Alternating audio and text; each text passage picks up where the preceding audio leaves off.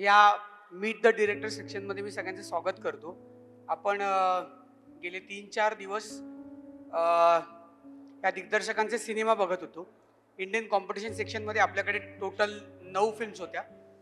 त्यापैकी 3 मराठी फिल्म्स आणि त्यातही मला कौतुकाने सांगावं वाटतं की मराठी म्हणजे ती प्रमाण मराठी नाही, तर एक सिनेमा विदर्भातून आला आहे, दुसरा आणखी खोलातून विदर्भातून आला आहे, एक आपल्या मराठवाड्यातला होता.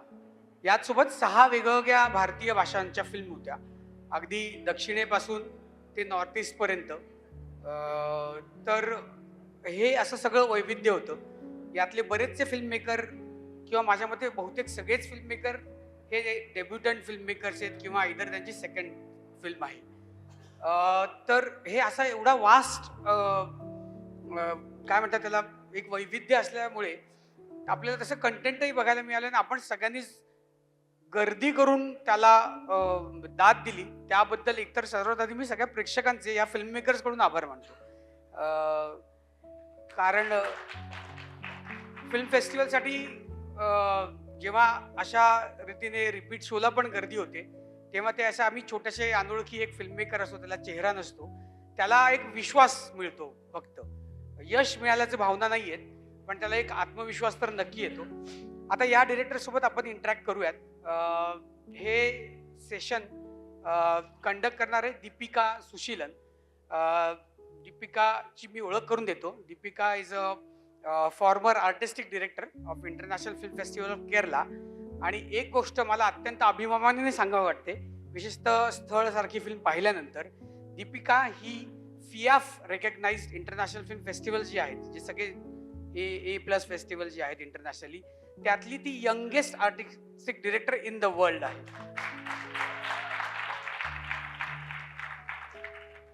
Over to you. हा, त्यांनी दीपिकाला फेलिसिटेट करावं. Viju bhau, come on stage please.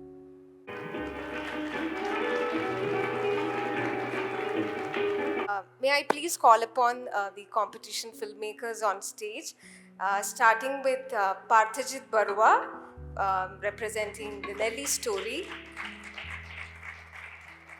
Can I please request you on stage, please? Mr. Dhruv Solanki, film It's All in Your Head.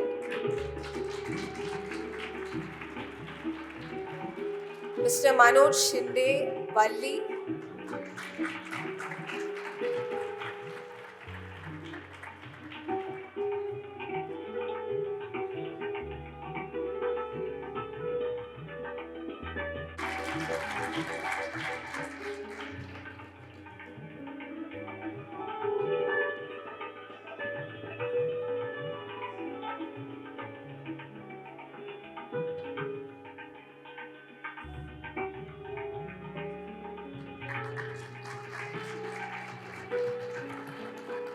May I please invite Mr. Shivathwaj Shetty.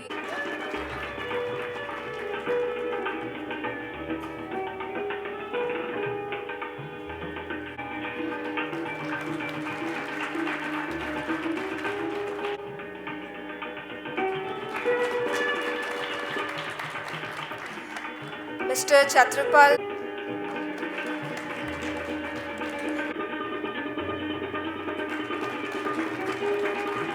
Mr. Jain Digambar Somalkar, Stal.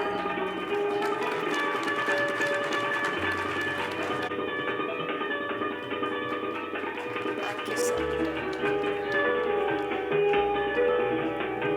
Don Palatra, the filmmaker of Family.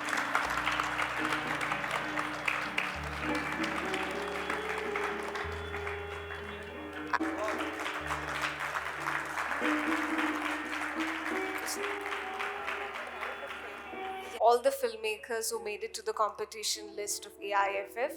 It's definitely a great honor, and I want to congratulate the programming team of the festival, because I have seen it's very difficult to find a character for your own festival. It's very difficult because when you see like the major festivals like Cannes, Berlin, Venice and all, if you go and see the competition section, you know there is a character in the quality which it kind of reflect, and it's in the younger years. This festival is in the younger years, but still it managed to have a quality and character for its competition section, which is a big achievement as far as the programming team is concerned. So I congratulate all the people who are involved in the programming of the festival. It's definitely a big deal. So as organizers suggested, we'll have a small introduction of each film, and then we'll go on with the Q&A session. So shall we start with you?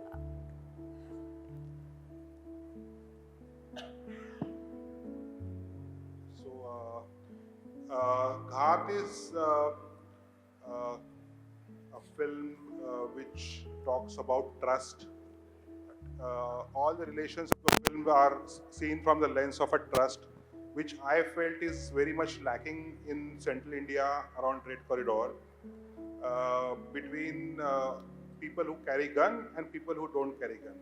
So my perspective was from the tribal perspective more than even though my protagonists are having gun in their hands.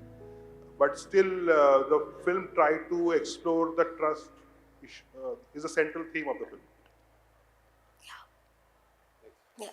Myself, I am Shivadva Chetty.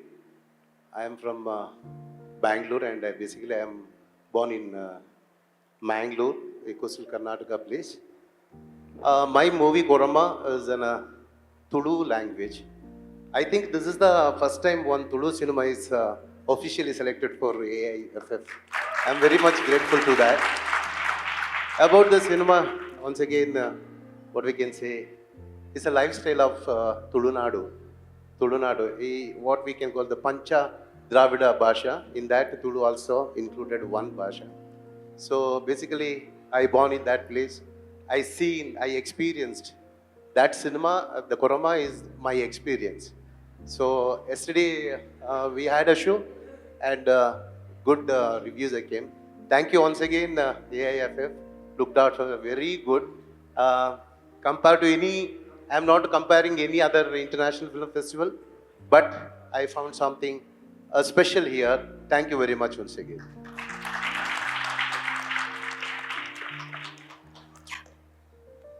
Namaskar.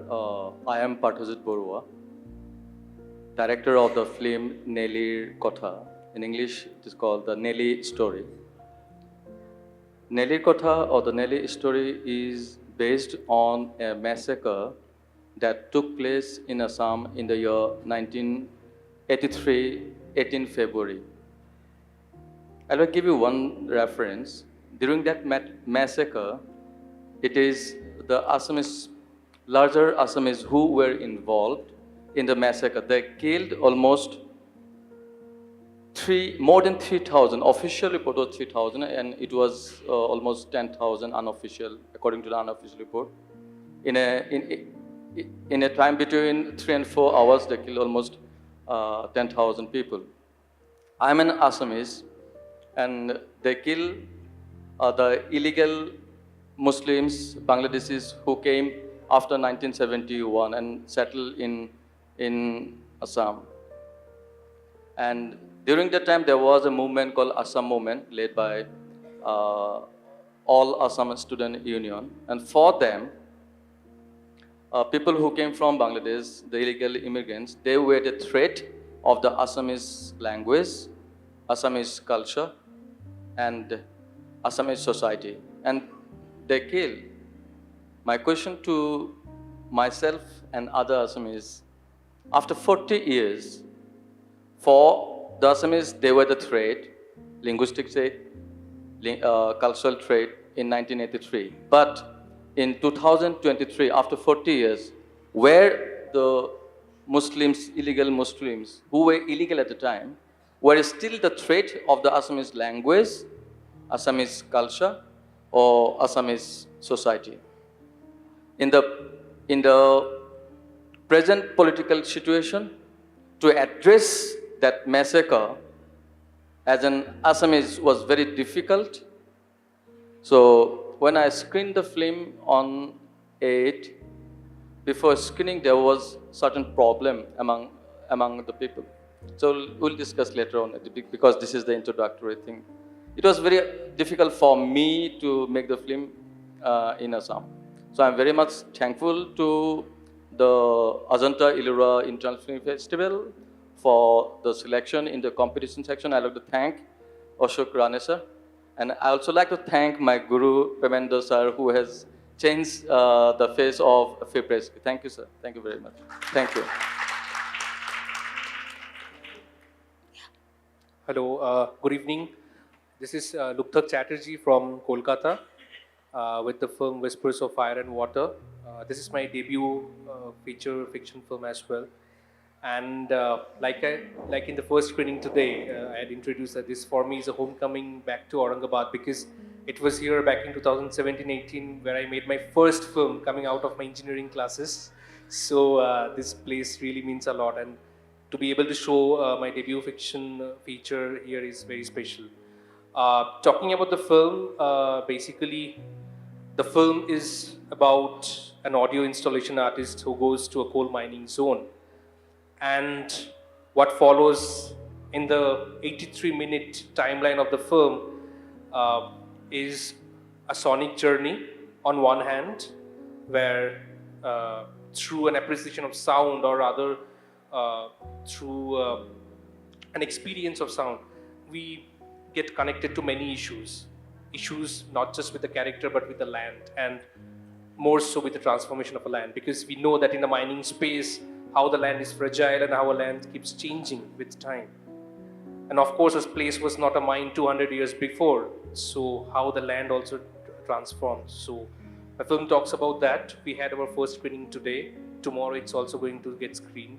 So very happy to be here. Very well organized festival, and I'm really looking forward to coming here again. Thank you.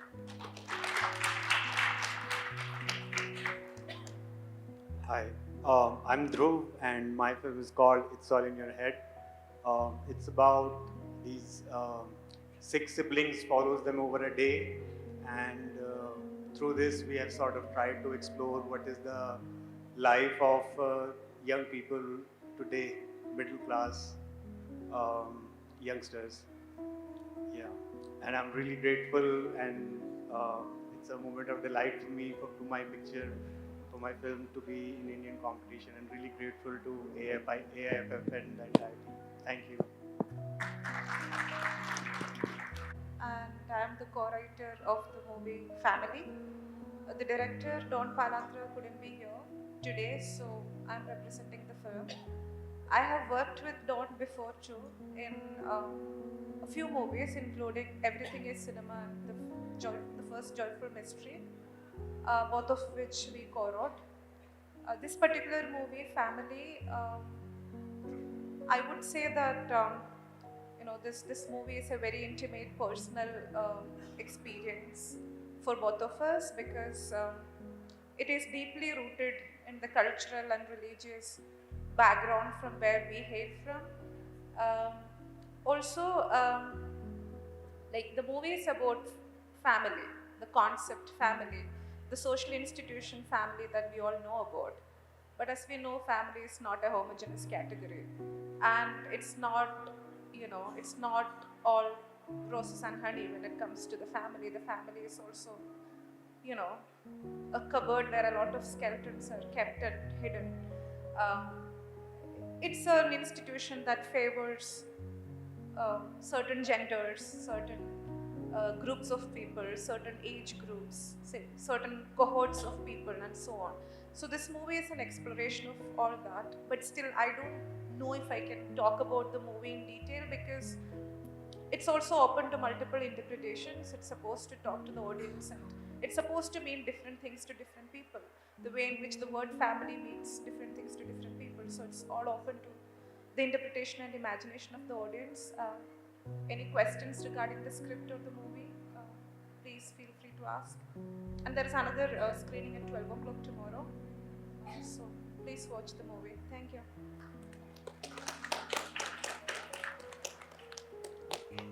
Namaskar, Ram Ram. My name is Manoj Shinde. I'm a writer and actor of Marathi feature film Wali.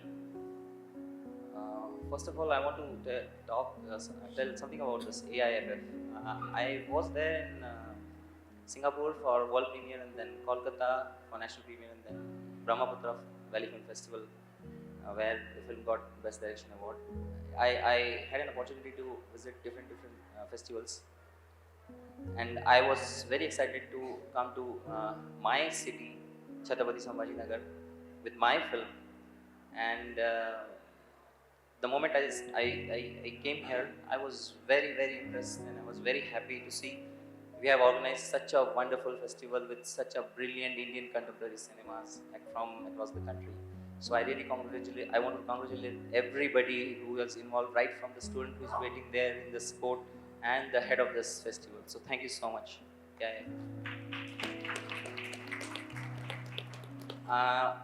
About my film, I'll talk very brief. Film is the smell of my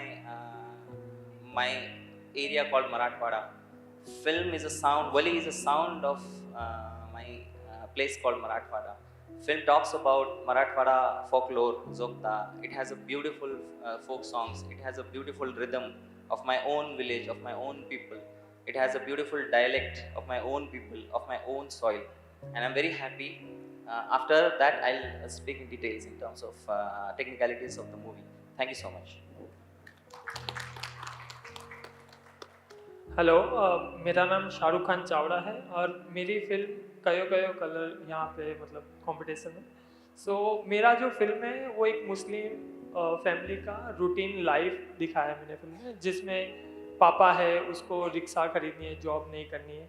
उनकी एक बेटी है जिसका fascination एक 100 रुपी energy drink की price से हुआ है और उसको वो खरीदना है।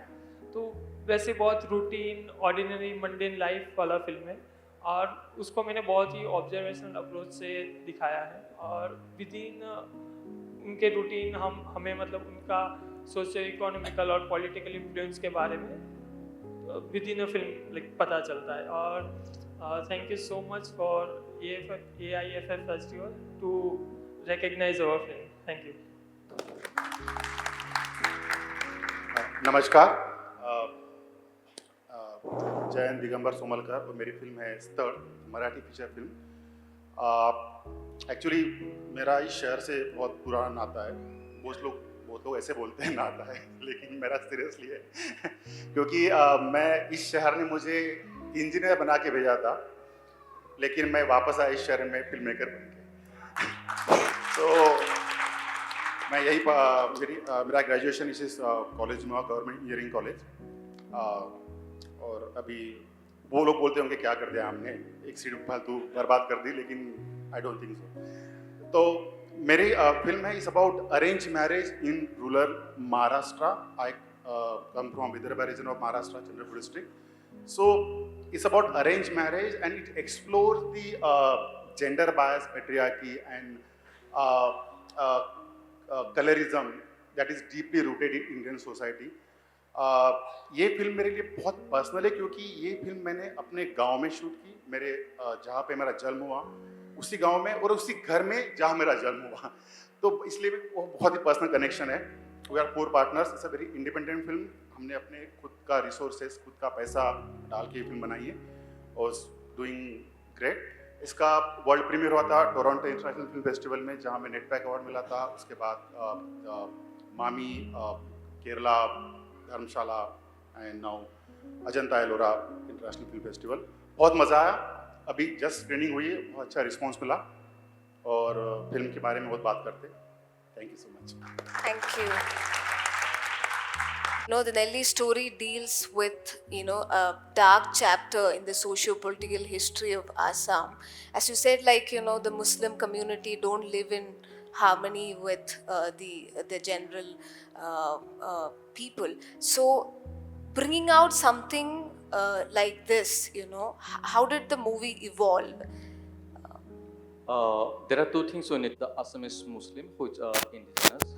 The other one is called Mia, or illegal immigrants that came after 1971. And for the Assamese people, they are the 3. So, early in the morning with our Guruji, we are talking about, Pavendra sir, we are talking about the political movies that came from Assam. then we have found that there are no one who is making a strong stand on political system. But we are the young people, and we cannot take the bold step in the big elephant. We will be just crushed. So in a very subtle way, I have showcased that we are human beings. Whatever we have done, whatever we did in 1983, the new generation of Assam, the new generation, it may be irrespective of the caste, creed and faith, they should learn something what happened in 1983. One should not do anything under the instigation of any politicians or political groups. And finally, that's the reason why I watched his film, giant film stall. Then I have found that the ending is very powerful. I could relate my film, because if you look at my film, the ending of the film, what happened, in 1983, the land belonged to Assamese people. And the Muslims, the illegal immigrants, they were walking, they were the trade. In 2023, the land were purchased by them who were, at the time was called the victim, or the Muslim people, illegal immigrants. Now, the Assamese people are walking, the indigenous people, they are called, the tribal people called Tiwa, T-I-W-A, Tiwa. They are walking as daily labor in their paddy field. The film ends in a very certain way. The Assamese villagers, they were having a panchayat meeting. They're saying that whoever woman coming from our village, the Assamese village, going to Muslim village to work as a daily labor, that woman, that family will be outcast from the society, from the village. But interestingly, from the next day, all women stop going because all family will be outcast from the society. But there is only one woman who rebelled and who revolted. She went to work because that is the only source of income of the family. They had no children. So I ended the film with that note, because I feel that for the survival, you don't find any person, whether he is Muslim or he's a Christian or he's a Hindu, he is a poor, he's a rich. We are, in a larger sense, we are human beings. That is what I wanted to put the people who are in power, that we are human beings in Assam. Whoever the people are living in Assam, we are living in harmony. No one has the right to break that harmony. That's the point I want to say. Absolutely. Yes. You are adopting the film. I found the conscious effort from your end. We discussed about it also, that to educate the audience about what Nelly incident is. Yeah, that's true.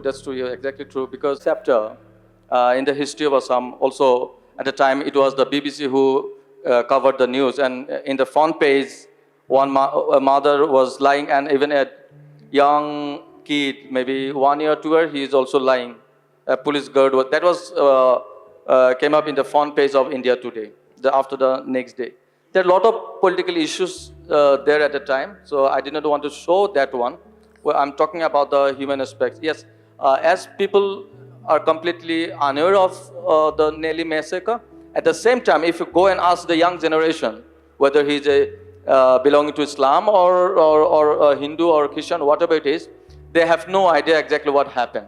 It is the people who belong to the middle after 40 or 45 years, they only understand. And that is the reason why I wanted to acquaint with the audience what exactly the Nelly massacre was. If you go and ask the people in Assam, the Muslim intellectuals, some of the Assamese who still believe in humanity, they still say the larger Assamese society should beg an apology to the Muslims.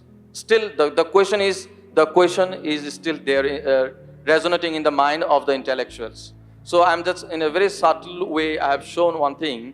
Those who were killed, the Assamese who were killed in the massacre, they were called as martyrs. I'm not disrespecting the martyrs, which just humble submission. I'm saying that those Assamese who were killed in the massacre, they were immediately announced as, declared as the martyrs. But those who were killed coming from the Muslims, they were declared as the victim. No? That my question is, in a particular school scene, when the school teacher is describing to the student definition of martyr, the teacher says the person who sacrifices his or her life for a greater cause or for his or her country, that can be called a martyr. Then suddenly she asks one question, just can you give me one example of martyrs? The student's response.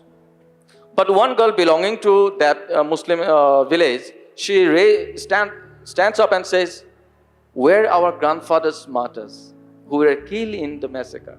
So I just left that particular point to the people of Assam. So I got a lot of problem. As I have said that the film was screened in Assam before screening in KIFF, Kolkata International Film Festival. Then I got a phone call.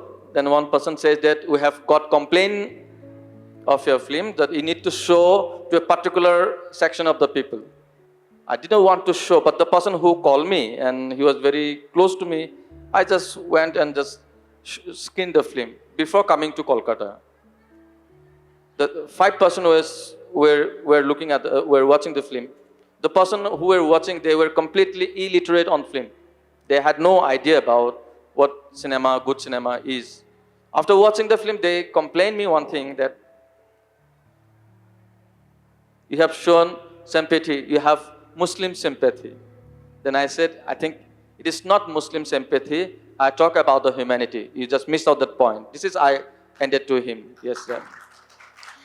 One more question. You are a documentary filmmaker also, and this is your first feature-length fiction film.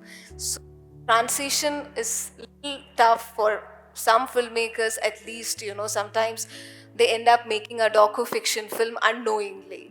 But has there been a conscious effort, or has there been in the back of your mind that, I'm doing a feature-length fiction film and you're dealing with a political subject also. So has it been there at the back of your mind, bothering you? Yeah, definitely. I have already made documentaries that based on political systems. I made one documentary in 2013 that is called Lakshmi Urang. There was an Adivasi girl who came from Bishnath Sareli to Guwahati to demand ST, Sidul tribe.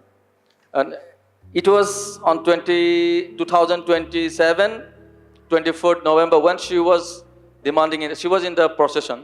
Suddenly, in the middle of the day, she was shouting, and suddenly the Assamese people came. I won't say Assamese people now, just the people came, and she was stripped. And she was running in fear in the middle of the street. No one dared to make a film on her. I made the film.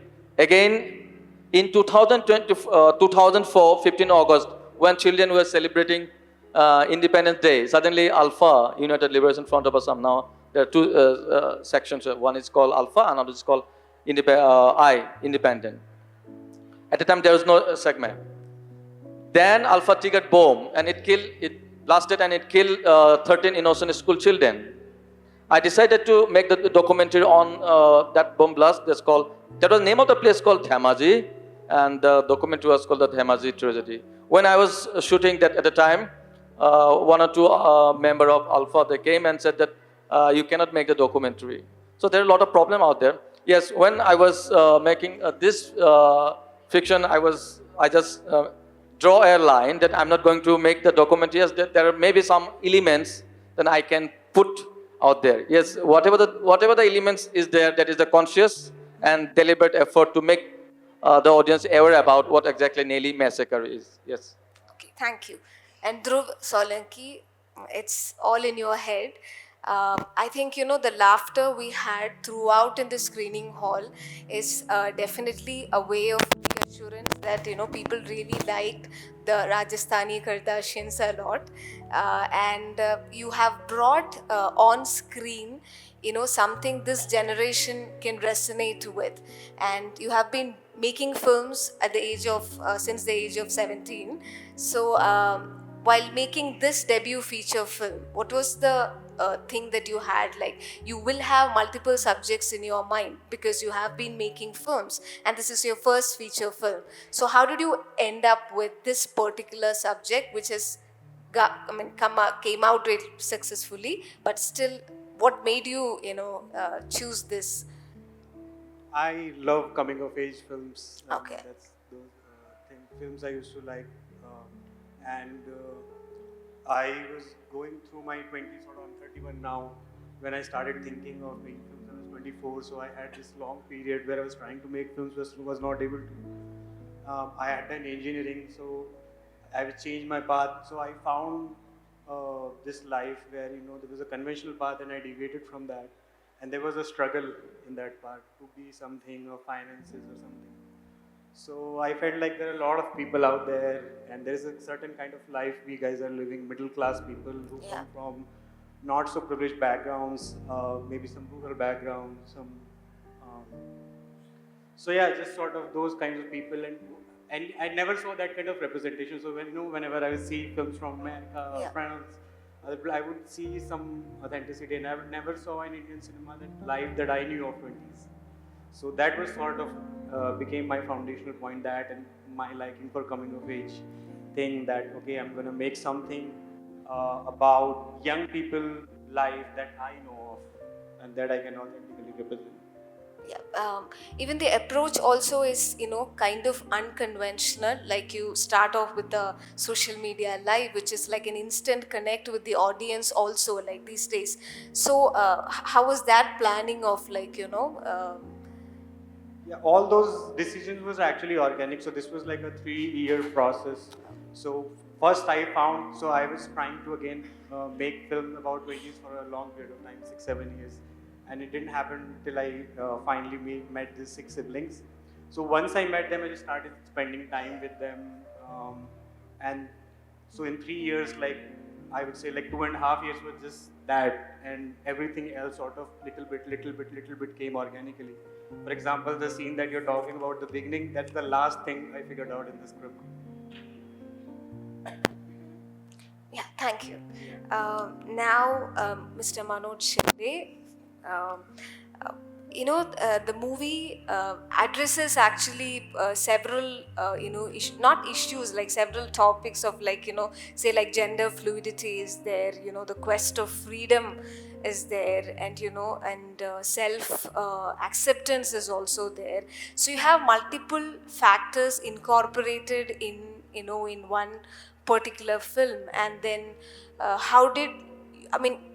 when you decide, okay, I want to do a movie and this is the way I want to tell that, and when you add multiple factors to it, like, how did that conception of the entire thing go in your film? If you see any piece of art from a different perspective, it'll sound differently. I mean, when I'm roaming around with this film, I'm getting a lot of perspectives. Like someone is saying, like, I related Wally with my quest of identity. Someone said that I really related Wally in terms of the way you portrayed the social fabric of it. Everybody tried to relate. Everybody has some miscreants in their society, no matter where you are on this planet. So they related that. Someone said that it's really a gender identity crisis, and then they tried to relate this film with the LGBT. And so what I'm trying to say is, like, I never decided in which aspect the film will fall. I went with my village, I went with my childhood, I went with my convictions about my own place.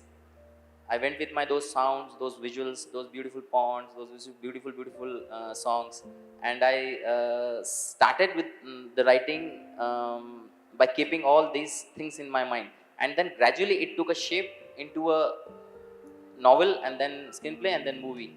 So it was never into my mind that I'll have these things while writing. It just went ahead with the character.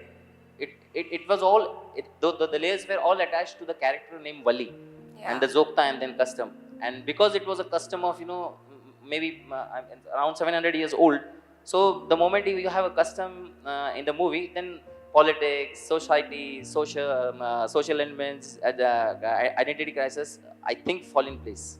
Okay, I think both the lead actors Deva and Vaishali, they were just incredible the way they portrayed the characters, and because it sustained even after the show. Like you have a this thing to find out who they are, and from which background they are coming, because that convincing they were on screen also. And in this particular film you have conceived live performance through the protagonist, which has come out like really well. So how did that happen? I was very clear when I wrote Wali as a character. It's his crisis. It's his physicality, his psychological turmoil, his inner worlds. I was very clear about his what are the elements of his inner world. What are the directions in which he's flowing inside within him, and what are the directions and what are the oceans that he's flowing outside. So his eyes, when he see outside the world, it is all void, no matter how crowded the world is. So I could relate that void. So I was clear about that. So when I tried to search for the actor, uh, when I came across Deva Gadekar, I could feel that he has that imagination. He has that eye to see himself within.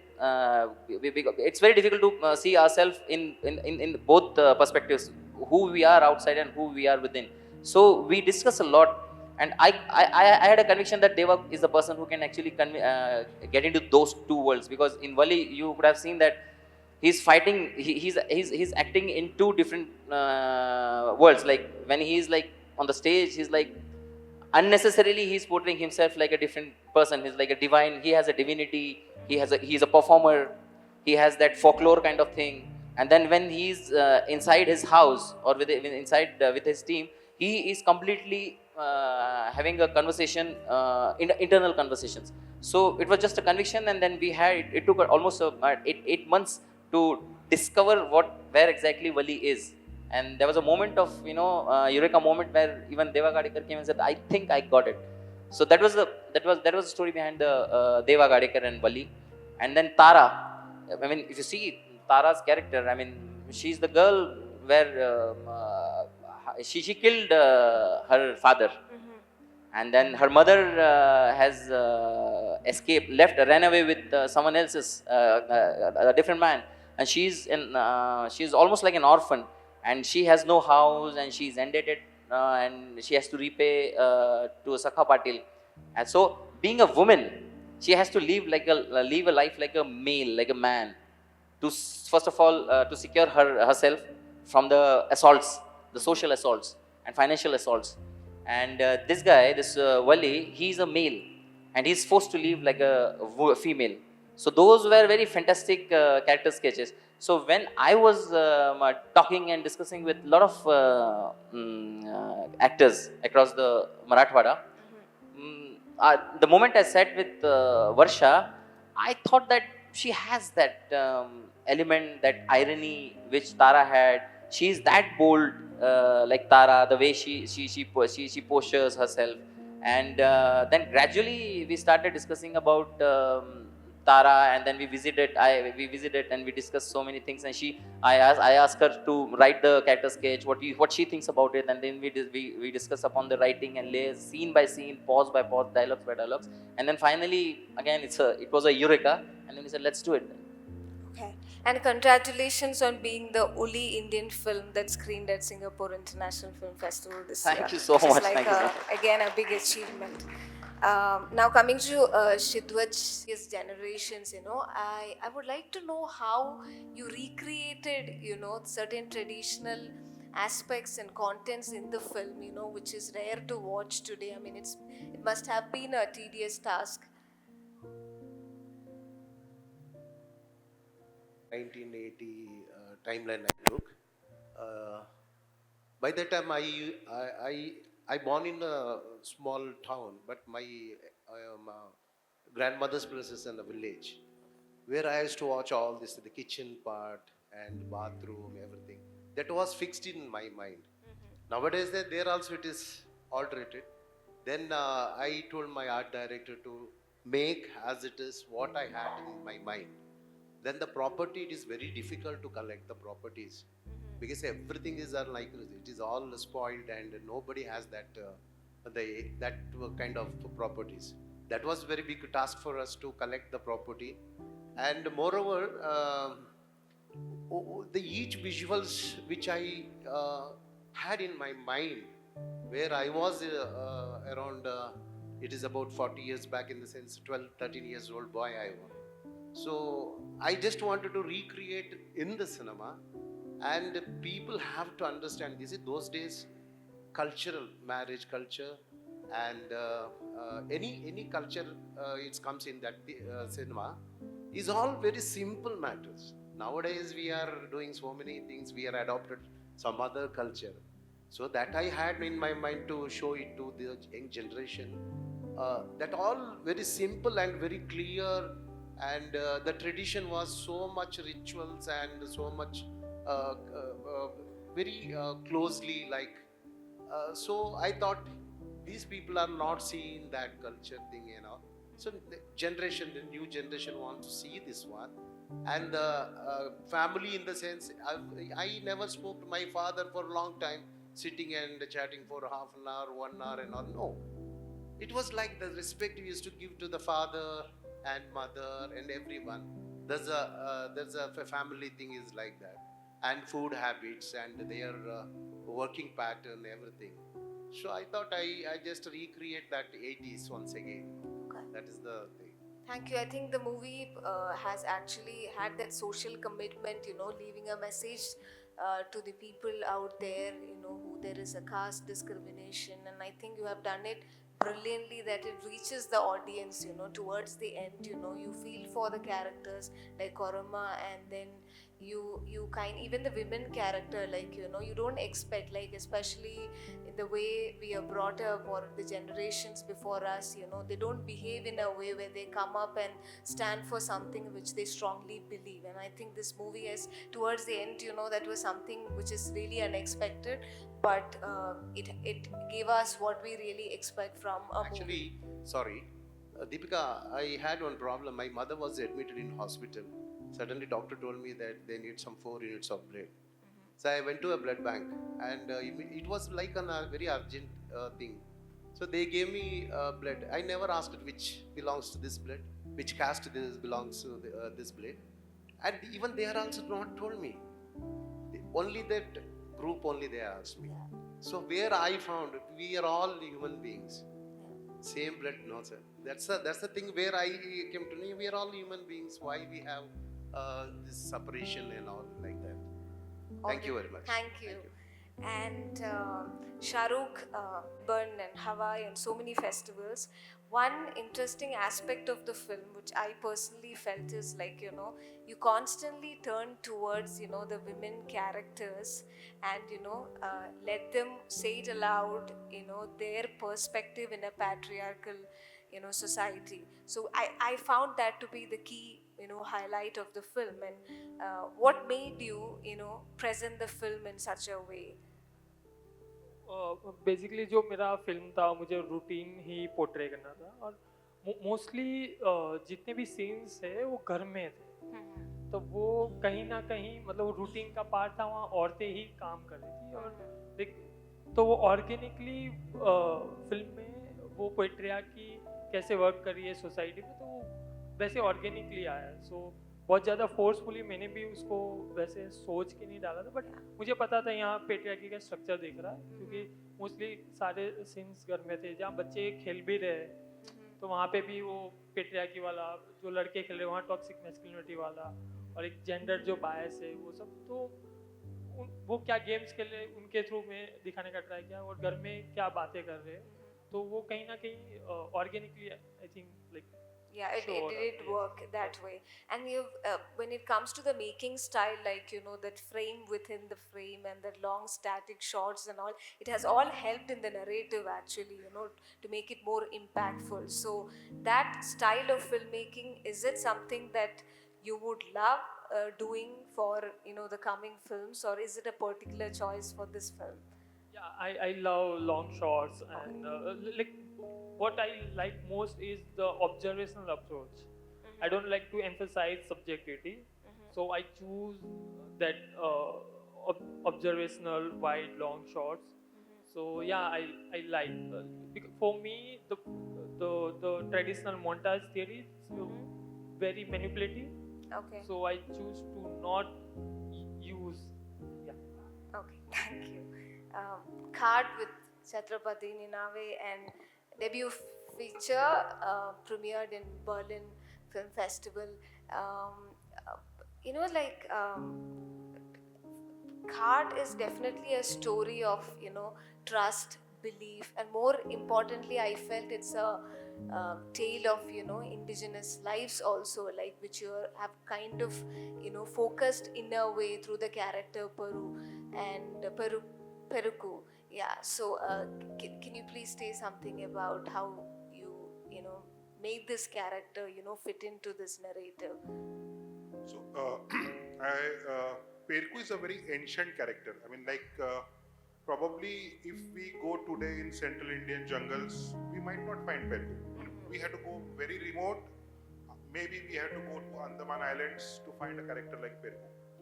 But if we if we know a little bit about anthropology, we go back 35,000, 50,000 years back. All our ancestors were like tall, lanky people like Perku who walked out of Africa and started colonizing the world. So I wanted to draw that connection. That was the idea to start with. Okay.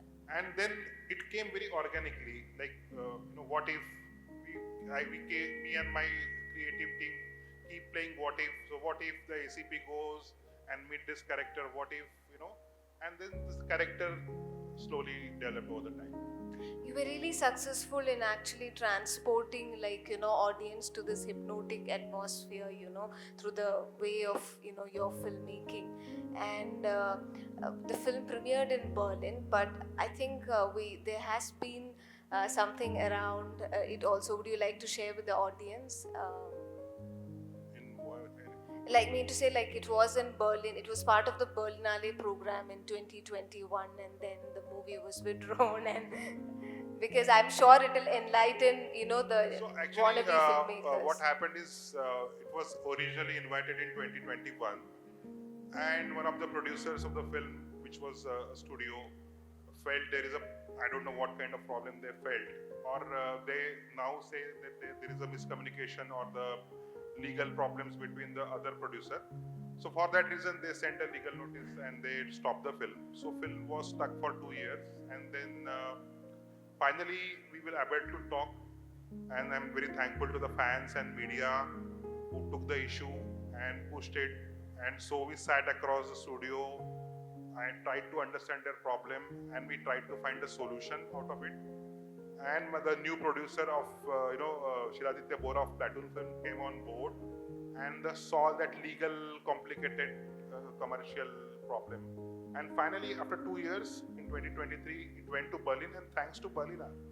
And if it had not been Berlin International Film Festival's invitation, the film would have never come out, because that gave value to the film, and that makes things possible. A big round of applause for that. A festival standing for a filmmaker is something what we really want for the future. But this is not a filmmaking, strictly. Coming to Whispers of Fire and Water, Luthak Chatterjee, the movie premiered at Locarno Film Festival. It's a tale of exploitation and displacement, and I believe the cinematographer of the film, Kenneth Cirrus, and the sound designer Saugata Banerjee and music composer Rohan Bose have backed you up so well that it has come out so well on screen. Every single aspect of the film, starting from cinematography to the very careful sound design and the rhythmic editing, everything is so perfect. But I mean to say, filming that particular content would have been challenging for a filmmaker, especially in that particular location. So how did it go? So basically, this film is a reflection of my own experiences of being in that area for quite some time, if not much, but at least since the end of 2017, early 2018, I started visiting the area for various works. And slowly all my experiences of meeting with the communities, starting with the acknowledgement of an urban gaze with which I go and when I travel to a tribal area or any rural area or maybe even a coal mining area, because I have been born and brought up in Kolkata in a very urban milieu. And then the personal crisis I always had when I interacted with them, that became the main fulcrum or the main seat of the film, if I may speak about. The rest, in terms of the location, definitely it was very challenging because couple of reasons. One is like how fragile that place is. It's chaos. It's apocalyptic. It's chaos, especially the mines, and especially for an independent film with its all logistical limitations, it's not easy to go there. And fragile because the place changes drastically. Like maybe you visit the location during a recce and feel, I will shoot here, and then after 15 days that place do not exist. So this is a very important part that whoever has seen the film, like literally 90% of all the areas in the mines are no longer there right now if you visit in January 2024. So that was very difficult. And other than that, where it actually helped was definitely having a very strong team like Kenneth, Chogata, Rohan and everyone else. Like they really pushed themselves. And more than that, it was being very practical and flexible at the same time. So we had an observational approach in the film, but I always wanted to participate as well as a filmmaker, and that's where the reflection thing comes.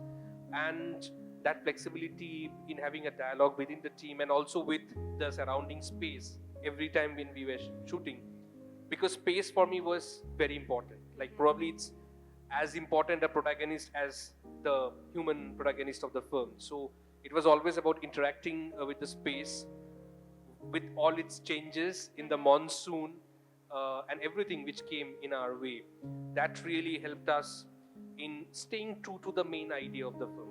So yeah, that's a teamwork, and I'm thankful to the whole team for that. Yeah, I think the character towards the end says like, why should I go to the light? The light should be coming to me. And I think, that single statement, that reinforces, kind of the displacement. And, so I think it's very brilliant of a filmmaker to have, such elements in the film where, which is communicated strongly through dialogues. So it's so brilliant of you to have done that, and so congratulations for that. Thank you so much. Thank you so much. And coming to Stal, Jayant, it premiered at TIFF, and then it's the only again, Indian film in the I think the Discovery program. So it's a social take. The movie discusses something like which a generation has been addressing, or what we have been going through, but you have done it in a very effective way. For example, the climax itself is such a slap. You literally feel it, the emotion that comes out from that one single scene. And I think you have made the film and kept it as raw as possible, and I believe they're all non-actors. So what made you that decide on that choice?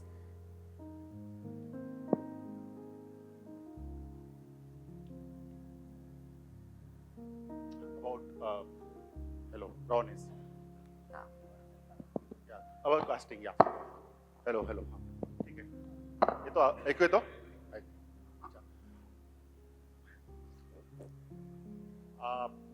मुझे हमेशा इस film को बड़ा raw और authentic रखना था basically. इसलिए भी मैंने सोचा कि मैं नॉट नॉन एक्टर्स बट उसी रीजन के, क्योंकि इस फिल्म की जो भाषा है वो विदर्भा की मराठी है, जिसे हम वराडी कहते हैं. वो भाषा पकड़ना एक एक्टर्स के लिए जो मुंबई या पुणे के, उनके लिए मुश्किल होता. सो इसलिए मेरा एक आग्रह था कि मैं वहाँ की आर्टिस्ट कास्ट करूँ ताकि वो मुझे ऑथेंटिसिटी मिले. जब हम इस फिल्म के बारे में सोचा, हम जब ऑडिशन कर रहे थे तो हमने ओपन ऑडिशन रखा था बेसिकली. एक जो कॉलेज दिखा है उस कॉलेज, जिस कॉलेज में मैं 11-12 किया था, ओपन ऑडिशन रखा था for the part of Savita the young girl. इतने टैलेंटेड बच्चा है वहाँ पे उस कॉलेज में, इतने टैलेंटेड बच्चा है. तो सविता उसी ऑडिशन की ये है खोज है बेसिकली। सो तो मुझे लगा तब मेरा कि क्यों एक्टर्स क्यों चाहिए अगर नॉन एक्टर इतने अच्छे परफॉर्म कर रहे हैं। तो मेरा ऐसा नहीं था कि मुझे नॉन एक्टर ही कास्ट करने हैं, बट मुझे वो भाषा, वो रॉ नहीं चाहिए थे उनके चेहरे पे, उनके बॉडी लैंग्वेज में। इसलिए हमने उसे शुरू किया। उसी रीजन में फिर सविता मुझे वहाँ मिली, और बाकी जो कैरेक्टर्स है सारे उनके जो उनके फादर बने हैं दौलत राव, उसकी माँ लीलाबाई, वो उसी गांव के लोग हैं, उसी गांव के दौलत राव, उसी गांव में उप सरपंच, डेप्यूटी सरपंच बोल सकते हो उसे, और वो फार्मर भी है। जो माँ है मेरी कज़न है, जो माँ बनी उसकी, वो गांव में आटा चक्की चलाती है। तो आई थिंक और उसका भाई जो है वो वहाँ पे एक लोकल यूट्यूब चैनल चलाता है, तो वही के लोग हैं, उन्होंने वो जिंदगी जी है, उन्होंने वो सारा देखा है। तो वो कि मेरा एज अ डायरेक्टर काम आसान हो गया।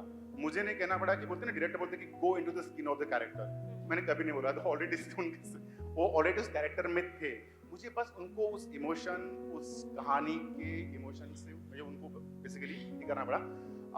हालांकि ऑब्वियसली उनके हाथ मेहनत करनी पड़ती है। तो मैं और Shefali, my one of the producer, also my wife, तो हम लोग गाँव गए और हमने उन लोगों के साथ करीब 7 या 8 दिन थोड़ा बेसिक वर्कशॉप किया। उनको हमने एक्टिंग नहीं सिखाई, बट हमने उनको कैमरा टेक्निक, उनका जो है बॉडी लैंग्वेज पे थोड़ा काम किया, लेकिन हमने उनको रॉ रखा। तो और आई थिंक रिजल्ट बहुत ही बढ़िया है। और जैसे हमने टोरंटो में जब पहली स्क्रीनिंग हुई थी, तो किसी को पता नहीं था कि ये एक्टर्स नहीं है, सबको लग रहा था कि ये, इवन जो दौलत राव है, बहुत लोग बोलते हैं हमने कहीं देखा है इनको, ये इस मराठी सीरियल में देखा है, मतलब नहीं देखा कहीं, वो उसी गाँव के है।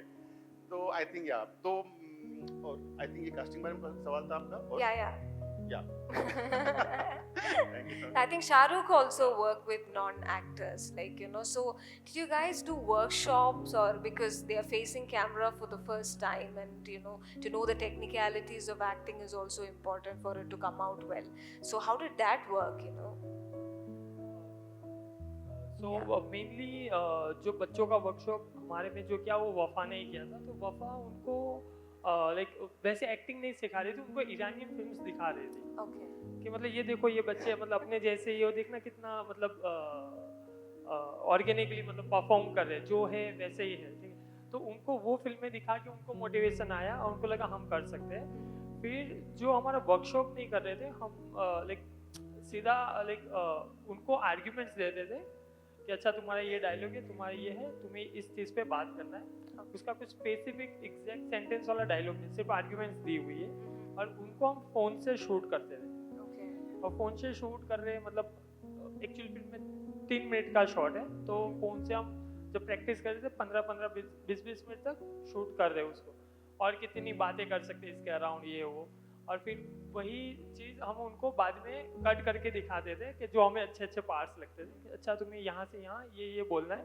और फिर वो बच्चों को भी यही प्रोसेस था, फिर बड़ों के लिए भी यही प्रोसेस था। तो फिर वो एक बार फ़ोन में मतलब बाद में तो हम उनको लैपटॉप में दिखाते, बट उनको बाद में जब वो अपने आप को एक्ट करते हुए देख रहे थे, तो वो देख उनको मतलब अंदर से मोटिवेशन आ रहा था, हाँ हम कर सकते हैं। फिर हम कैमरा भी मेरा छोटा था, DSLR, तो कैमरा से उनको कुछ डरना नहीं था। और प्रोडक्शन में मैं और सिर्फ वफा थे, सो कोई और बाहर का बंदा नहीं था जो मतलब वो स्पेस को इंट्रूड कर रहा है।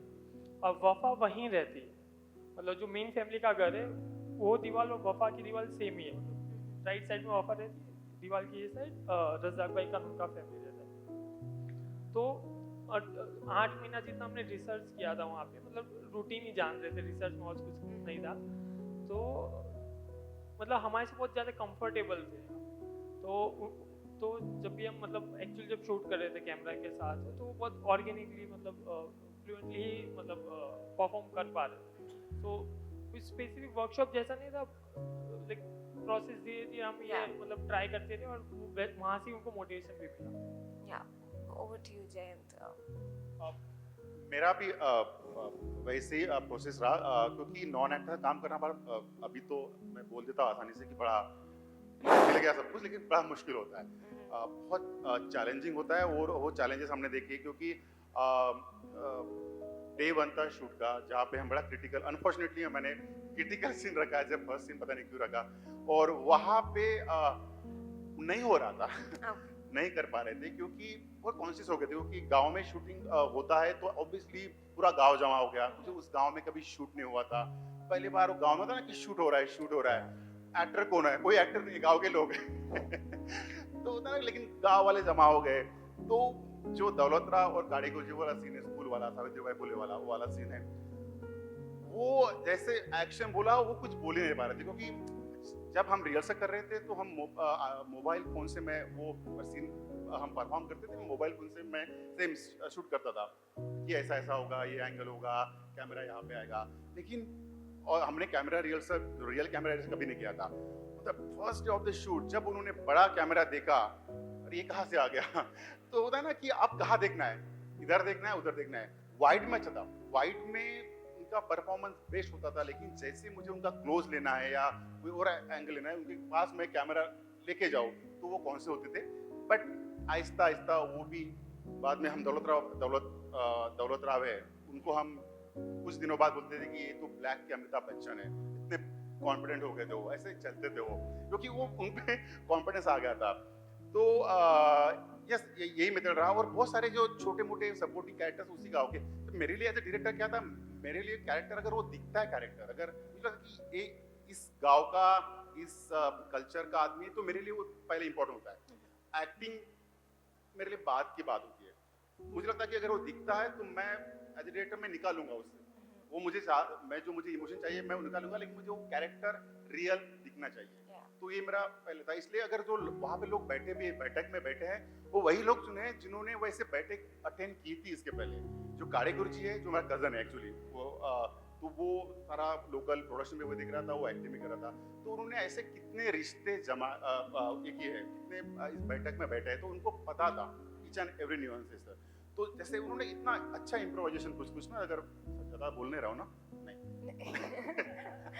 तो जहाँ पे बैठक में जो छोटा सा, जो मुझे बहुत अच्छा लगा कि जब वो पैर छूने आती है तो वहाँ पे टेबल रखा था, ठीक है, वो स्क्रिप्ट में नहीं था कि वो टेबल सरकाएगा, खिसकाएगा, तो जैसे आती है, जगह नहीं होती, छोटा घर है, वो सविता आती है तो काड़ी गुरुजी टेबल ऐसा सरकाते हैं, तो उसकी जो साउंड है और जो उसका ना, तो मुझे बहुत अच्छा लगा, तो मैंने कहा कि अभी हर बैठक में आप ऐसे करोगे, तो ऐसे छोटे छोटे न्यूएंस, क्योंकि उनको जानते थे, वो उन्हें सोचा नहीं था, इंस्टिंक्ट आ रहा था। वो एक्टर अगर होता तो मेरा कैरेक्टर ऐसा करेगा कि नहीं करेगा, कभी कभी फंस जाता इसमें, बट वो एक्टर्स नहीं थे, वो अपनी जिंदगी जो देख रहे थे ऐसे जी रहे थे। और मेरा भी वही है कि जो इंस्टिंक्टली होता है, मैं भी बहुत सोचता नहीं, इंस्टिंक्टली राइटिंग में भी या डायरेक्शन में भी मुझे लगता है कि ये सही है, बहुत ज्यादा उस पर ये नहीं होता। तो I think that is Thank you. Dawn and Sherin have been making films back to back, working together and going to Rotterdam again and again and again. So this time with family. So how did that scripting, kind of evolved, together? Especially this movie is based on a Christian community where you also belong to. So how did that happen? At what point you chose that, we want to tell this story at this particular point? So, if you look at all the films that Dawn has made before, and also the films that we worked together, including 1956 and Joyful Mystery, to some extent everything is cinema and our family. Christianity is something that is in the backdrop. It's always there. It's And it's like quite relatable for you also. Yes, it's relatable for me. I think many times we also make art on the basis of our biggest traumas. And for us, the biggest trauma, for both of us, it comes from our religious, the way we were trained religiously. Christianity is definitely a source of our trauma, and it has shaped us. It's a part of us, but at the same time, both of us have revolted against, the church and the many, the many shackles that came with it. So that's one thing. It's there, good or bad. Religion is very much. So Dawn always tells me that I replaced my religious belief with cinema. So there is that aspect. Again, I think film for both of us are like cinephiles, and for us, cinema would mean it's about presenting a slice of life. There is no ulterior motive to say some sort of, you know, to present some sort of political opinion or say sending a message. That's never part of our modus operandi. It's just about presenting life as it is, and we present life that we know of. And while doing the script, we were very, you know, we were very careful that we understand the psyche of all the characters. For instance, the main character Sony, he's not a simpleton. You know, he has many layers. It's very like his character also unravels very slowly, and he's someone whom all of us know, but we don't know him because we don't know how to characterize him. Is he an abuser? Is he a narcissist? Is he a simpleton? Is everyone else, doubting him? We don't know. So we were very sure that we have to understand their psyche, and the ink of different characters should not be leaking into each other. So these things were taken into consideration while scripting. Every character had a certain character arc. Very sure that will not move here and there. So yeah. That was taken care. Yeah, thank you. I think we can have questions from the audience now. Like,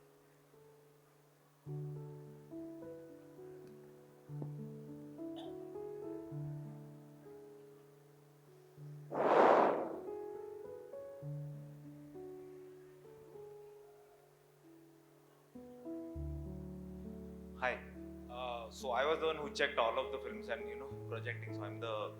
So I have one very particular question which is baffling to me in a very positive way. I'm seeing films in different aspect ratios because I'm very particular about aspect ratios and I understand all of your concerns. So I'm sure none of you have faced issues with your films. It's primarily because of that. Now coming to certain films, Valli has 4:3. Kayo Kayo Color has 4:3 and a shifting aspect ratio. Family has 1:6, which is unusual.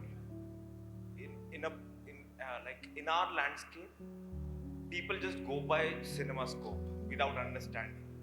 So now I want to hear your opinions about how it was shaped, the choice basically.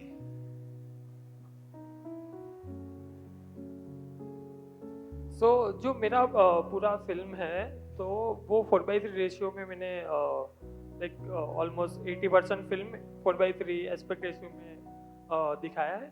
और फिर जब blackout वाला scene आता है तो वहाँ पे कुछ चीज़ होती है, देन उसके बाद जब लाइट घर में ऑन होती है तो वो पूरा 16:9 एस्पेक्ट रेशियो हो जाता है. सो मेरा वो उसका रीज़न ये था, जो तब वो रात को जो पॉलिटिकल मूव हुआ, ठीक है, तो वो बहुत आइडियलिस्टिक था. मतलब वो एक रात में लोगों की ज़िंदगी एकदम यूटोपियन बना देगा, उतना आइडियलिस्टिक वो मूव था, वो पॉलिटिकल मूव था. सो मेरा ये था कि जब रूबा जब लास्ट में जो ड्रिंक लेने जा रही है, ठीक है, तो तब वो स्ट्रक्चर, अच्छा, जो एस्पेक्ट रेशियो खोलना मतलब मैं उसको एक ऑप्टिमिस्टिक सटायर की तरह से देख रहा हूँ कि अच्छा तुम कुछ अच्छा ला रहे हो. तो इट्स लाइक जो ब्लैक बार कब से जो थे उसको खोल दिया मैंने, वो पॉसिबिलिटी वाइडन कर दी. बट वो सोसाइटी का स्ट्रक्चर भी तो है जो अगेन 4:3 रेशियो बना के चल रहा है. जब लास्ट में रूबा चल रही है, ठीक है, वो ड्रिंक लेने के टाइम पे, तब सोसाइटी का स्ट्रक्चर जहाँ पे जो दो दीवार है वो 4:3 रेशियो अभी भी बना के चल रहे हैं. So it's like kind of ऐसे सटायर के यूज़ किया था मैंने aspect ratio. About Wali, I mean, the aspect ratio of Wali was right there on the script. When I started writing the script and when I understood the spaces of Wali, I mean, it was just a portrait of human name as Wali. और उसके अलावा मेरे पास और कुछ नहीं था. If in the script, in the scene, they were all voids, inner voids and external voids.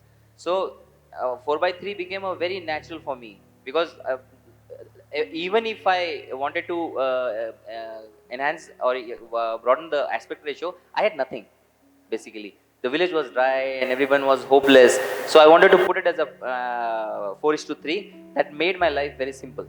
So that was the very plain reason. Dawn has experimented with aspect ratios before also, even in 1956. In 1956 as well as in Family, if you notice, again, I would say that it's all up to your interpretation. It's for you to understand why a director chose something. But from our part, I would like to say that nature becomes a very big part of both the films. And there are wide angle shots, there are long shots that are being used. And the predator, the main character, as well as there's a leopard, right? So nature is, there is this there is this dichotomy, very structural dichotomy of nature and human, which is not a dichotomy, sometimes they are continuous also. So in order to, and this is being shot in Idiki, the high range area in Kerala, where nature is overwhelmingly present, it's like God, it's like Christianity. So in order to take in and represent those, that bigness and the overarching character of nature, he decided that it was good to use that particular aspect ratio. It's not just that, every other decision that was made in that movie is very intentional. Even the color green, for that matter, you can see that it's green, different shades of green. So that question also comes up, why green? Because no other color is popping up here and there. So again, it's up to you, your interpretation. But while we were writing the script, we were very sure that we need a color that could mean a plethora of things. And green is like nature, and nature is nurturing. It blooms flowers, it gives you grains, it nurtures you, but at the same time, nature is also devastating. It comes up with tsunamis, there are earthquakes, it kills you. So that green is like that. It is the color of life and nature and nurture, but at the same time, there's also certain green of decomposition and like danger looming in the corner and things like that. So everything was unusual but intentional. Yeah. One small thing I want to also add here, because in Whispers also we had two aspect ratios. The first half was in scope and then it changed in the second half. And first of all, as she said, that definitely I completely leave it to the audience interpretation, and that's all about the audience participation as well, what they want to like infer from a certain choice. But in Whispers, definitely the kind of landscape where we are working in the first half, and which was a very important character of the film, and we really wanted that our character to get specialized there, and also that spatial experience of the land and the space to get featured and experienced in the course of the film. But as the film progressed in the second half, I wanted the character, or rather the focus, to be more on the person itself and all the impact of the space on the character. So it was just another like a framing choice, a compositional choice as well. Having said that, one thing which I also learned maybe is that, like, is shifting an aspect ratio a very good choice with the kind of screens we have, with the kind of dimension of the screen we have? Like, what if the area of the screen was huge, and what if the theater is small? Because in multiplexes we have different dimensions as well. So that has actually got me thinking after the film, when I see the film in different projections, in different spaces, that yes, it's an artistic choice, but probably it also needs to be a practical thinking as well. So for this film, it was fully from a conceptual choice, but maybe next time I will also think about the practicalities, because if a screen is in scope and then all of a sudden the sides get compressed in the second half, probably it's in a small area of a screen, it might not have the same impact which was thought when writing was happening. So I think there are many factors which we can think, but it's good that we are talking about it, and there are many films which are being shot in different aspect ratios as well. If you see Valli, so it's a 4:3. So if you increase the screen this side, if you increase this that side, you will see more of the area. That was he was talking about, right? So basically, aspect ratio, the primary aspect ratio, if it is not shifting, it's a choice of lenses. What kind of lenses you primarily want to use will determine your aspect ratio. So basically, and lens choices affect the character, how you show the character, how intimate you want to go, and how much space you want to show. So it's a cinematographer's choice, a apart from the creative choices they mentioned, you know, what kind of lenses, and that will determine the main aspect ratio, and there is a creative choice whether I want to. So imagine a cinemascope film, and there are two blanks. I'm seeing through a door. It will become a 4:3. So there is a creative choice, but primarily it's a choice of lenses, and that is a cinematographer's choice. Any other question? Yeah. Hello मेरा question actually Chhatrapal sir, Manoj sir और Jayant sir से। Film की एंडिंग जो थी sir, Jayant sir, मैं हर एक film के बारे में बात करता हूँ। पहले स्थल के बारे में बात करता हूँ कि फिल्म की एंडिंग में जो लोग रिश्ता देखने के लिए आते हैं उनका आपने फेस दिखाया नहीं, मतलब वो आउट ऑफ फोकस है, ब्लर है। तो फिर आपको ऐसा क्यों लगा कि वो फिल्म वहाँ पर एंड होनी चाहिए? स्थल, जब वो लड़की चांटा मारते हैं, वैसे ही जब वल्ली में दो लोग जो शिफ्ट होते हैं उनके गांव से दूसरे गांव तक, तो फिर आपका एंड जैन सर एक होपफुल है या फिर वहाँ पर फिल्म खत्म होती है ऐसा लगता है? वल्ली ऐसा लगता है कि आगे कुछ तो हो सकता है।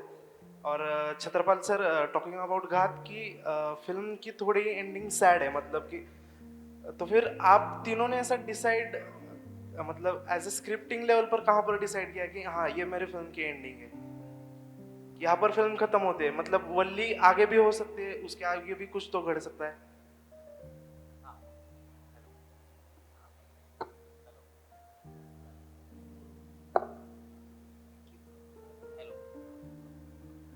हेलो।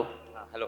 हाँ, वली वली का एंडिंग ना, वली जब वो वली तारा को लेके जब टेम्पो से निकल जाता है तो वो क्लासिकल एंडिंग है, मतलब कि हो गया, मतलब उसने तारा को लिया और चला गया। वो राइटिंग लेवल पे भी ठीक है, बट वली का जो अगर कैरेक्टर देखेंगे ना तो उसके अंदर वो फेमिनिटी है। वो अभी भी वो खुद भी कन्विंस नहीं है कि वो खुद मर्द है। कन्विक्शन तो उसको अंदर से है, पर बाहर से भी तुम, जब तक तुमको कन्विक्शन नहीं मिलेगा, जब तक तुम्हारे बाल नहीं कटेंगे, जब तक तुम एक सो कॉल्ड कंप्लीटली मैस्कुलिनिटी को अडॉप्ट नहीं करेंगे ना, तब तक वो एज अ राइटर मुझे समझ भी नहीं आ रहा था। and as a life will always have some realistic elements with you। तो मुझे बहुत अधूरा लग रहा था कि I wanted him to go to the city, I wanted him to cut his hairs, तो वो बहुत ब्यूटीफुल लगता है। बट ये सब तो ठीक है, बट अल्टीमेटली लाइफ में तुमको फिर से आना पड़ता है। एंड अल्टीमेटली वो भले ही यहाँ से निकल गया, पर वो निकला कहाँ? वो he became a migrant, he became an immigrant. और वहाँ पे एकदम अननोन शहर था वो शहर, बहुत ज़्यादा, अगर तुमने देखा हो फिल्म, बहुत ज़्यादा ट्रैफिक है, इतने सारे लोग हैं वहाँ पे, but these two are like alone, sad. और फिर वहाँ पे उनको वही सब होता है जो हम सब लोगों के साथ होता है। So I wanted to keep my characters as close to the reality of the life, that's number one. और वो वाला जो एंड था वो थोड़ा सा मुझे ठीक नहीं लग रहा था, मतलब वो बहुत ज़्यादा उसमें मैं आई वॉज नॉट कन्विंस। तो ये दो रीज़न की वजह से मैंने उनका एंडिंग आगे छोड़ दिया, ओपन एंडिंग। और फिर वो व्यूवर्स के ऊपर रहता है कि लेट देम डिसाइड कि भैया उनका हुआ क्या होगा। उसमें मुझे एक्चुअली मज़ा आया, इसीलिए मैंने किया। आपने तो स्पॉइलर ही बता दिया फिल्म का।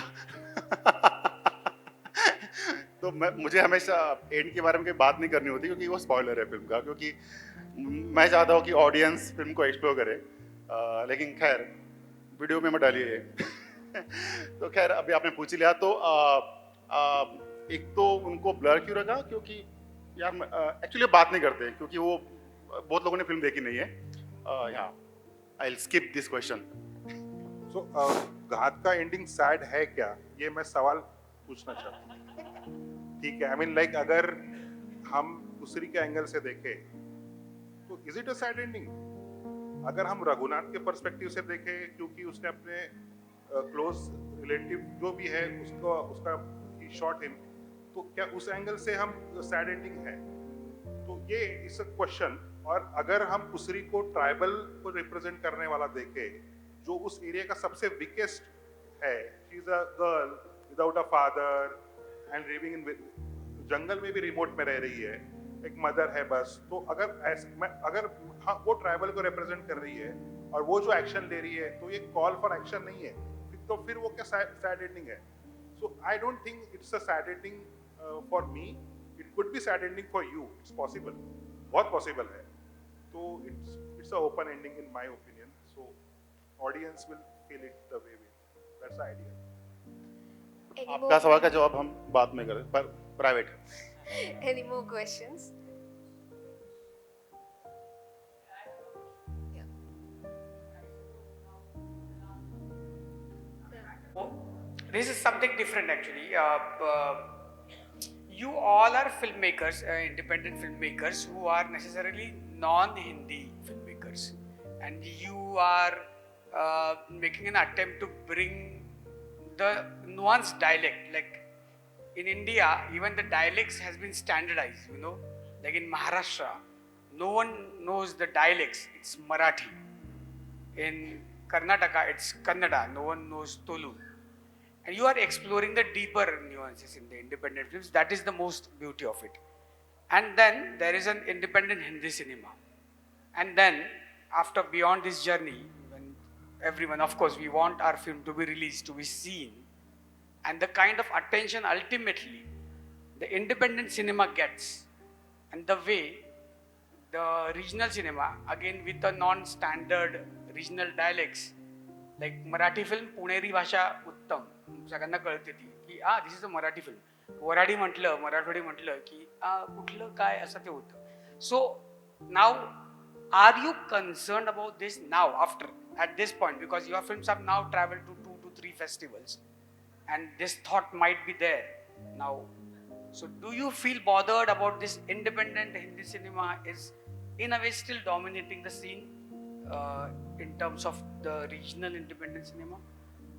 So basically, I really feel it's a very valid question.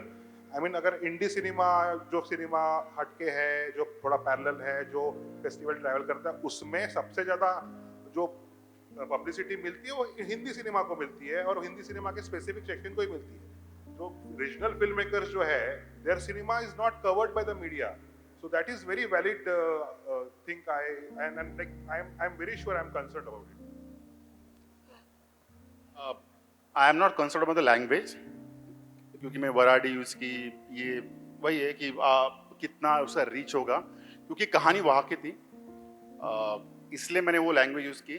मुझे लगता है कि ऑब्वियसली हिंदी फिल्म डोमिनेट होता है, तो रीजनल वराठी छोड़ो, पुनेरी छोड़ो, लेकिन मराठी फिल्म को ही बहुत कम रिप्रेजेंटेशन मिल जाता है. तो आई थिंक अगर फिल्म अच्छी हो, अगर फिल्म के लिए सबसे अच्छी बात होती है लैंग्वेज से ज़्यादा इमोशन होती है बेसिकली, मेरे हिसाब से. हो सकता है मैं बड़ा इस टाइप का साउंड कर रहा हूँ, बट आई थिंक अगर फिल्म अच्छी है और लोगों को ठीक लगती है तो वो पहुँच जाएगी जहाँ पहुँचनी है. और अगर उसको साथ मिल जाए, लाइक जैसे कि मीडिया की या डिस्ट्रीब्यूटर की, स्टूडियो की, तो वो भी अच्छे खासे कमर्शियल फिल्म से टक्कर कर सकती है, बल्कि टक्कर दे सकती है. तो I am very optimistic, I am not concern at all. हाँ, ये क्वेश्चन बहुत वैलिड है. It is, I think from my perspective, it's a question of artistic choices versus following industrial norms.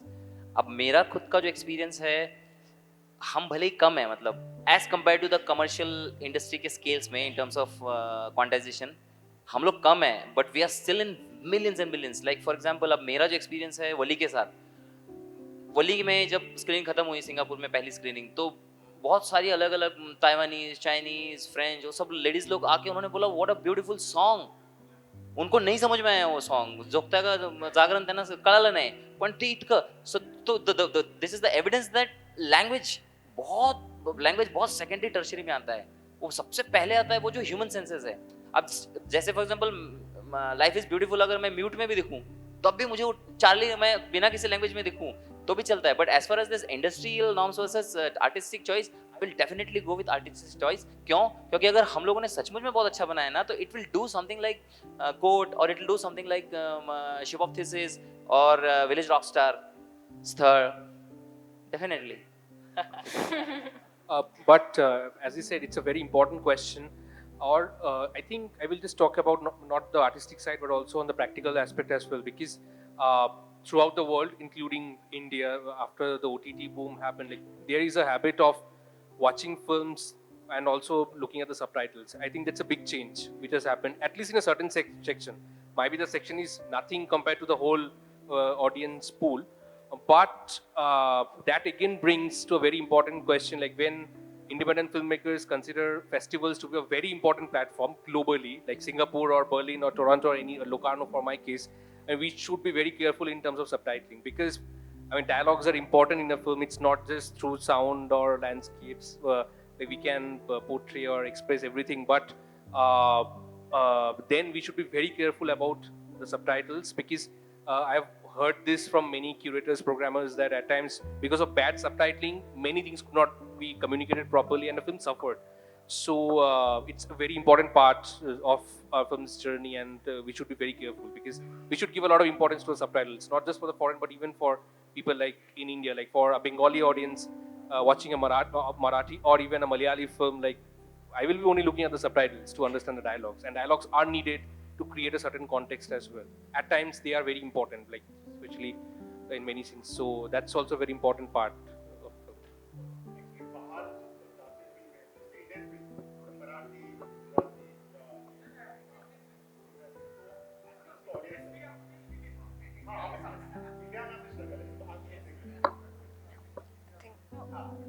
But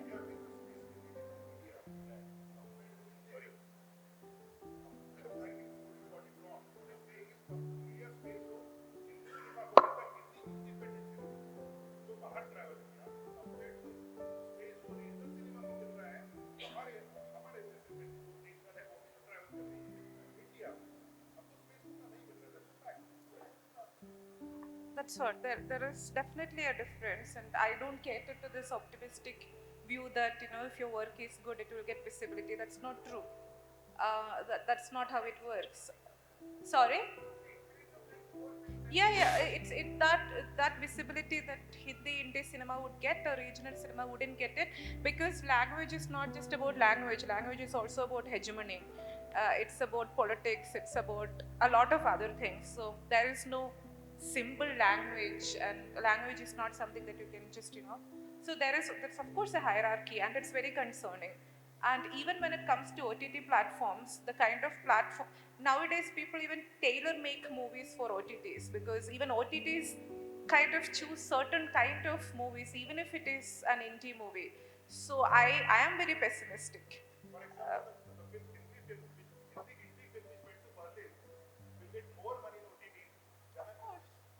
Or you won't get any money. It will be pay-per-view. So, thank you so much to all the filmmakers, and thank you so much to all the delegates, because your time and support is the biggest take home for all these filmmakers. So, thank you so much.